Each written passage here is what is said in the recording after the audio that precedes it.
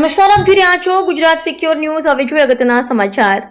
ગાંધીનગર દ્વારા આયોજિત જિલ્લા વહીવટીતંત્ર અમદાવાદ દ્વારા સંચાલિત વર્ષ 2025ના ખેલ મહાકુંભનું તાલુકા કક્ષાનું આયોજન કેલિયાવાસના ધોળકા ખાતે કરવામાં આવ્યું।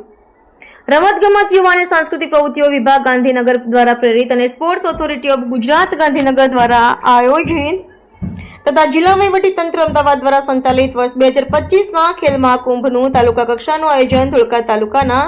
વ્યાયામ પ્રચારક મંડળ દ્વારા તાલુકા કક્ષાની વોલીબોલ તેમજ રસ્સા ખેંચ સ્પર્ધાનું આયોજન તારીખ 8/11/2025ના રોજ સરસ્વતી વિદ્યાલય કેલિયાવાસના ધોળકા ખાતે આજરોજ કરવામાં આવ્યું હતું, જેમાં ધોળકા તાલુકાની તમામ સરકારી તથા ખાનગી શાળાઓએ મોટી સંખ્યામાં વિવિધ વય જૂથની ટીમ રમતમાં ભાગ લીધો હતો, જેમાં વોલીબોલ રમતમાં બહેનોની 14 વર્ષથી નીચેની વય જૂથ સ્પર્ધામાં દ્વિતીય નંબર વટામણ કન્યા પ્રાથમિક શાળાએ કોચ શિક્ષક દેવાંગભાઈ જયરામભાઈ રાઠોડના માર્ગદર્શન હેઠળ મેળવેલ છે। વોલીબોલ રમતમાં દ્વિતીય નંબર મેળવી હવે તારીખ 18/11/2025ના રોજ સ્વસ્તિક સ્કૂલ ખોડા સાણંદ અમદાવાદ ખાતે જિલ્લા કક્ષાની સ્પર્ધામાં ધોળકા તાલુકા વતી પ્રતિનિધિત્વ કરશે, તે બદલ સમગ્ર પ્રાથમિક અને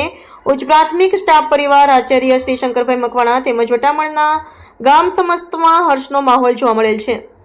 આ સાથે જ વટામણ કન્યા પ્રાથમિક શાળાની મહિલા બાળ ખેલાડીઓની વોલીબોલ તેમજ ખોખોની ટીમને જિલ્લા તેમજ રાજ્ય કક્ષાએ પણ કોચ શિક્ષક દેવાંગભાઈ રાઠોડના માર્ગદર્શન હેઠળ ઉચ્ચ સિદ્ધિ મેળવે તેવી ધારાસભ્ય શ્રી કિરીટસિંહ ડાભી,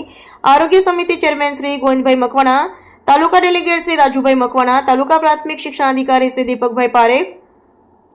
બીઆરસી શ્રી વિક્રમસિંહ પરમાર, સીઆરસી ભરતભાઈ, ધોળકા તાલુકા વ્યાયામ પ્રચારક મંડળ પ્રમુખ શ્રી દીપેશભાઈ મિસ્ત્રી તથા કન્વીનર શ્રી ચેતનભાઈ લાડાણી તથા સરપંચ શ્રી રાજીબેન તથા ગ્રામ સમસ્ત ગ્રામજનો વગેરે દ્વારા તમામને શુભકામનાઓ પાઠવેલ છે। તેમજ ધોળકા તાલુકાની તમામ શાળાઓ વટામણ કન્યા પ્રાથમિક શાળાની જેમ શિક્ષણની સાથે સાથે રમતગમત ક્ષેત્રોમાં આગળ વધે તેવી આશા વ્યક્ત કરી છે। Reporter Ramesh Solanki, Gujarat secure news, Dholka.